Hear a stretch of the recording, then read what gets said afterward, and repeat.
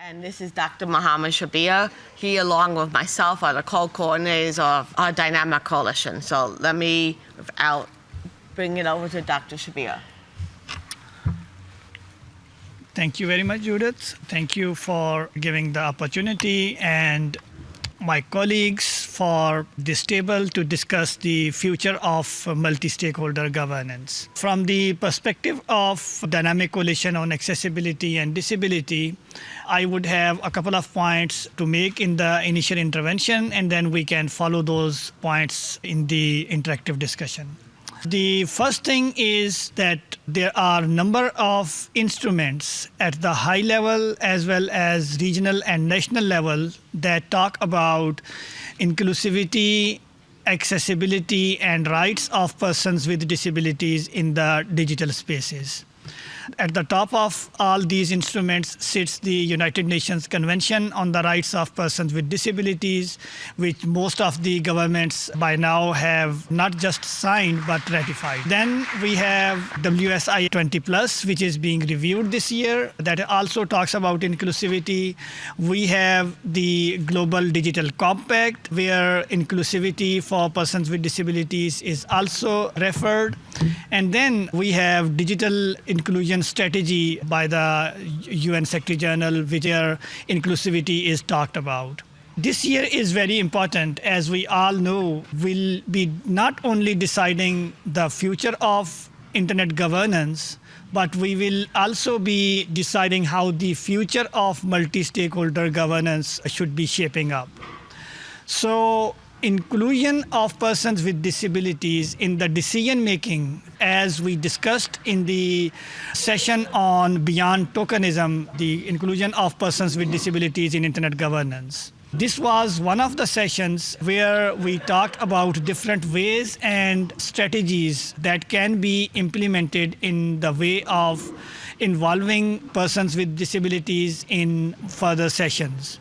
As Dynamic Coalitions, we also organized 3 key sessions in different clusters. I won't go into the details, but yesterday in Hall 5, we discussed about capacities and how principle-based models can be made inclusive and ensure that persons with disabilities are included in the decision-making of the future.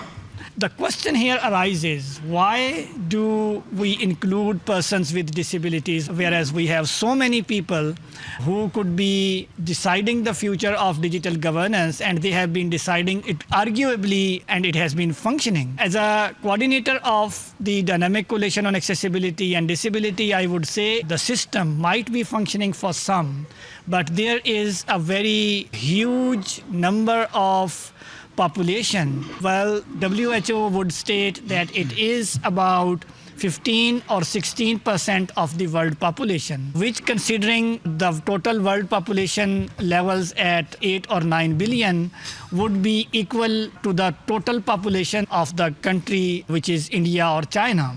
So a huge number of population is there who are not meaningfully benefiting from the processes or the systems that our so-called perfect technologists, policymakers have evolved. Therefore, when Dynamic Coalition on Accessibility and Disability comes on the stage and says that if you have not been able to evolve the perfect systems, perhaps this was because you had not the right people at the decision-making tables when you were making the decisions about the future of the internet.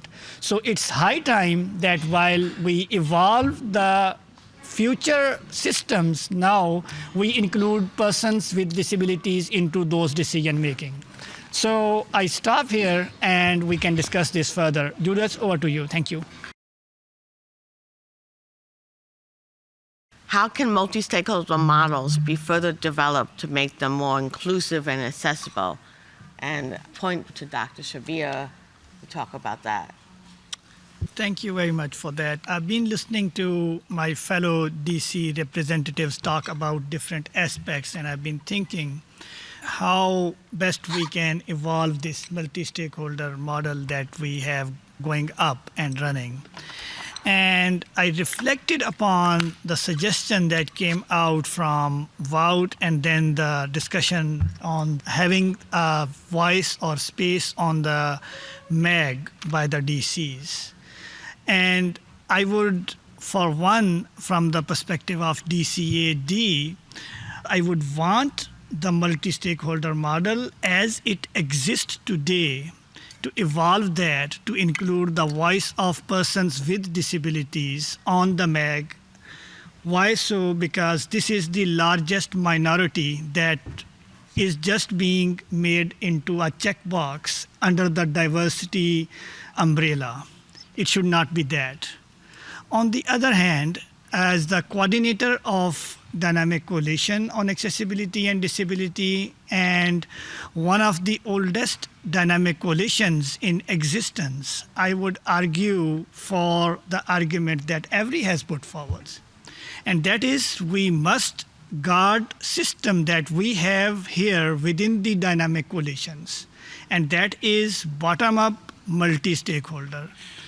We, as the coordinators of the dynamic coalitions, we are not the chairs who would give directions from the top to be implemented. We facilitate the work of the coalitions. As Marcus very rightly said, that Marcus and Utah are preferred to be recognized as facilitators of the work, because our job is not to give directions. Our job is to give guidance, to provide resources, and to facilitate the work that community wants from us. And in that, I just was thinking that whether teens, I hear Amrit and I am really impressed by his prowess and his argumentation at this age.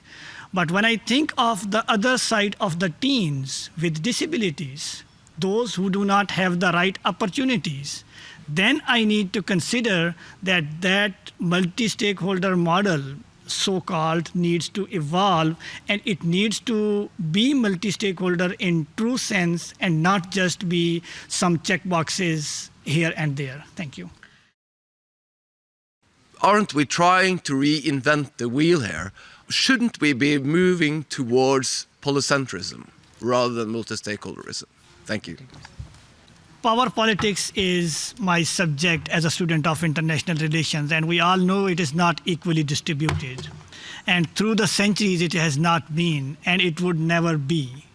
Power that be would not voluntarily give the equal distribution of it to anyone. So while we may not have the power to change things at our will in this room, we do have the power in this room to influence things.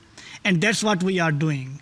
Dynamic Coalition on Accessibility and Disability is trying to make the internet and internet governance spaces equal for people with disabilities. And that's where the power of all our dynamic coalitions comes. We have the power of the people, which cannot be taken away from us. Thank you. So I would just go directly to the concluding statement that I have. Dynamic Coalition on Accessibility and Disability stands ready to work with our fellow dynamic coalitions. And there are a number of subjects that one can work with. If we want the people to use the internet meaningfully, we need to not just think only about those 2.7 billion who are not connected, but 1.5 billion people who may be connected, may be in a well-developed country, may have state-of-the-art devices with the high-speed internet, but still be unable to use the internet. And I invite you to think about that situation and put yourselves in that. What would you do if you were in that situation? I rest my case. Thank you. Dr. Vic?